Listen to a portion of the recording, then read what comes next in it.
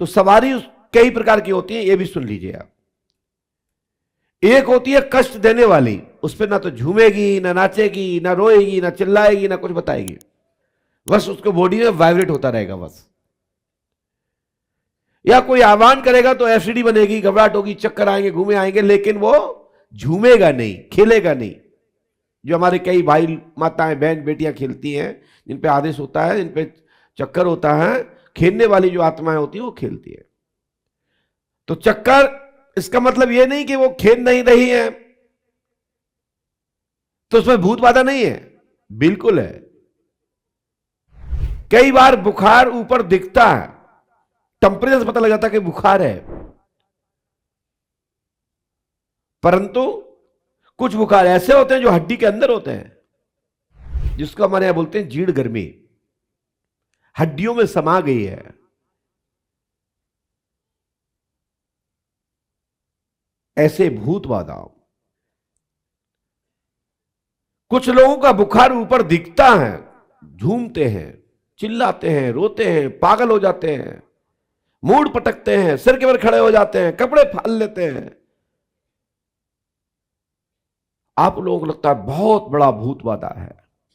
ये बात सही है कि भूत बाधा है, मैं इस चीज का समर्थन करता हूं कि भूत बाधा होती है, भूत प्रेत बाधा होती है, यह बात सत्य है, परंतु सभी पर नहीं होती।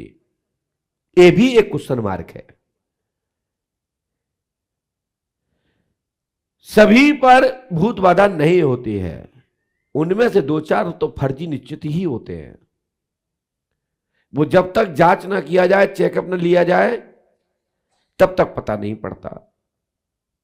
जैसे मैं आप लोगों से पूछना चाहता हूं, बहुएं कितनी माताएं बहनों के घर में हैं जिनकी आप सास बन गई हो? एक हो के नहीं है? नहीं, कभी आप बहू बनी होगी तो कभी सास बन गई होगी, क्या दिक्कत है? हाथ उठा दो। विशेषकर जो नई बहुएं होती हैं, वो सास का जब रोल देखती हैं, हट्टी कट्टी हैं, गमार हैं, गुस्सैल हैं, डंडा मार देती हैं, घर से भगा देती हैं, खाने पीने पर बंदिश करती हैं, तो वो ऐसी बहुएं जो कह नहीं पाती, बोल नहीं पाती, तो प्रयास करती है अपने पति को बताने का। पति भी नहीं सुनता है तो फिर वो भूत बनने का नाटक करती है।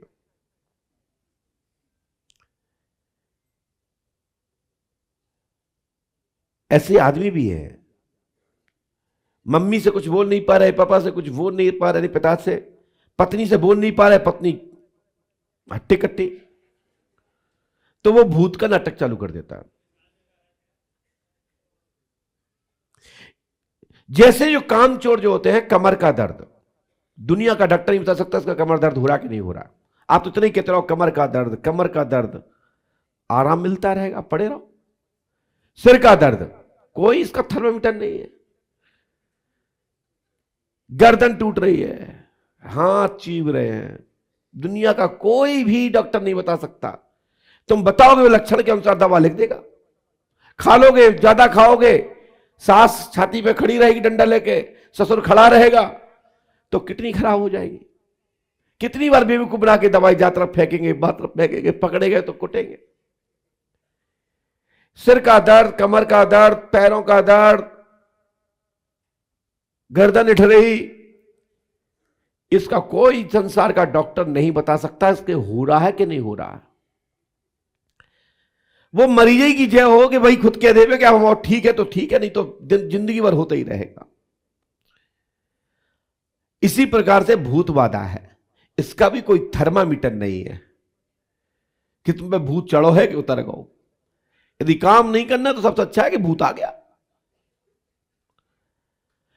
तो कुछ जो माताएं बहन भाई लोग जो आइटम इस तरह के करते हैं ना, इसके पीछे कारण होता है, काम ना करना पड़े, हमारा किसी से लव है, चक्कर है, तो सबसे अच्छा है भूत का आइटम। ना कोई डॉक्टर बता पाएगा, ना कोई गुरु बता पाएगा, मर्जी से आएगा, मर्जी से जाएगा। तो मैंने इसका नाम दिया है सेल्फ स्टार्ट भूत। इसमें पंडों का सहायक ताकत नहीं है कि ठीक कर सके।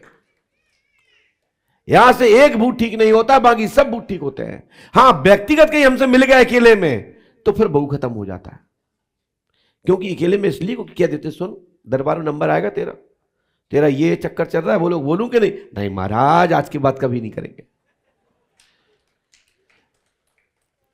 क्या कई लोगों को मैं अकेले क्यों बुलाता हूं अंदर? लोग कहते हैं कि ये बताओ, हमारी पत्नी अंदर चली गई गुरुजी, हम तो शादीशुदा है, मेरी पत्नी है, मैं तो सुन सकता हूं। अरे भाई साहब, नहीं सुन सकते। सुन सकते होते तो मैं सामने ही बैठ के बता रहा होता। कई बार पति को अंदर बुला लेते हैं तो पत्नी कहती वाह, हम लोगों ने एक साथ मरने जीने का कसम खाया, हमने शादी की, हम पति के बारे में क्यों नहीं सुन सकते? भाई साहब, नहीं बता सकते मेरी बहन, तुम 2 घंटे में घर छोड़ के भाग जाओगी सूट के घरे। तुमने हमारा विश्वास तोड़ दिया। तब वो आदमी से बोलना पड़ता है, क्यों तुम्हारे घर के कौन कौन लोग आए हैं? आपने देखा होगा कि जो लोग अंदर कभी मिले होंगे और ये बैठे होंगे, उतने लोगों के बीच तो मैं पूछता हूं, जब ऐसा कोई मैटर फंस जाता, क्यों तुम्हारा कोई घर का आया क्या? वो कहता है, ये आप कहते हैं नहीं। यहां कोई बैठा है? नहीं। तब फिर मैं खुलता हूं, भाई तेरा ये चक्कर चल रहा है? हाँ महाराज। क्या करना, ये पर्चा यहीं चाहिए कि दरबार में चाहिए? महाराज यहीं दे दो। हम क्यों? मेरा पत्नी बहुत खतरनाक है। मेरा पति बहुत खतरनाक है। मैं आप लोगों से यह बता दूं, कई लोग बीमारी बनकर डॉक्टर के यहां पहुंच जाते हैं। कुछ उल्टा सुल्टा कार्यक्रम होता है ना, डॉक्टर साहब पेट में दर्द नहीं हो रहा, मेरा ये सलफड़ा हो गया और आप बचा लो, आप कभी गलती नहीं करेंगे। या तो डॉक्टर जानता है या मास्टर जानता है। मास्टर भी ऐसे ही जानता है। बच्चा जो गधा होता है वो सबसे पीछे बैठता है, जो पढ़ा लिखा होता है मॉनिटरिंग करता है, आगे बैठता है, बसता नहीं, नजर में नजर बुलाता, कहीं हमें बुला ले। और जो कम समझदार होता है ना, वो सबसे पीछे बैठता है कि नंबर यहां से चालू होगा और 4 बजे नंबर छुट्टी हो जाएगी, हम निकल लेंगे घर के लिए। तो इसी प्रकार से हमें पता लग जाता है दरबार में चोर चोर कहां कहां बैठे हैं, इस प्रकार के लोग कहां बैठे हैं। हम उन्हीं लोगों को उठाते हैं, फिर उनका फोन आता है, गुरुजी वीडियो हटा दो, मेरा तो परिवार बर्बाद हो गया, अब तो मुझे फांसी लगाने की नौबत आ गई। तो हम कहते पहले ऐसा करते क्यों कि फांसी लगाने की नौबत आती? जो करो मैदान में करो, ठोक के करो। गलती करोगे तो पकड़े जाओगे, ये निश्चित है, और पकड़े जाते हैं। सत्य ही सत्य रहता है, असत्य खुलता है। गलत करने वाला पकड़ा जाता है, उसको दुनिया का आदमी कोई नहीं रोक सकता। एक तो नीचे की पुलिस पकड़ लेती है, जो नीचे की ये संसार की, जिसमें हम और आप लोग घूम रहे हैं खिलौने के रूप में, आनंद ले रहे हैं। और एक पुलिस वो है ऊपर वाली, वो सब आपको एक एक से वसूल करती है कि आपने कितने लोगों को ठगा, माल कहां रखा है। यहां जब जाओगे ना ऊपर तक, तो वो पूरा माल का डेबिट क्रेडिट राइट, तब ऊपर बढ़ पाओगे, नहीं तो उसके पहले यही नाक घिटनी पड़ेगी, इसी भूमि पर ही तड़पना पड़ेगा। अंततः आप अंत में यही कह दोगे, मैंने बहुत गलत किया, भगवान आप बचा लो, मुझे बहुत पर्याप्त दंड मिल गया है। गलत करने वाला, भले तुम्हारे सामने बोलता हो ना बोलता हो, बहुओं के सामने बोलता हो ना बोलता हो, बच्चों के सामने बोलता हो ना बोलता हो, चाहे वो माता है चाहे बेटी हो, लेकिन एकांत में कहते भगवान तो बहुत भोग लिया, हम नजर में नजर नहीं मिला पा रहे हैं, अपने आप को बहुत गिल्ट महसूस कर रहे हैं, अब तो प्रभु माफ कर दो, गलती हो गई।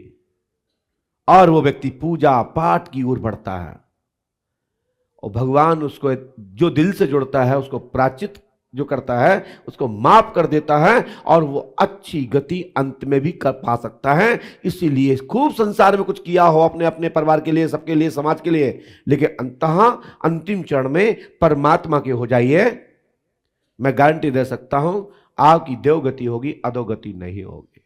भगवान हमारा बहुत दयालु है,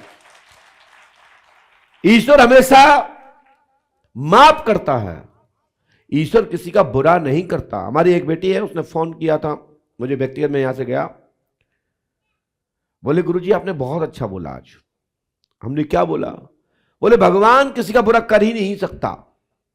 हमने कि ये तो बहुत अच्छी बात है, भगवान किसी का बुरा नहीं करता, बुरा तुम्हारे कर्म करवाते हैं, कष्ट तुम्हारा कर्म करवाता है। मैंने स्पष्ट कहा है, यदि ईश्वर को आप पकड़ लेते हैं, उनकी शरण में आप जाते हो, तो परमात्मा किसी का बुरा नहीं करता। परमात्मा अच्छे के अलावा कुछ आपका अच्छा के अलावा कुछ कर ही नहीं सकता, हमेशा अच्छा ही अच्छा करता है।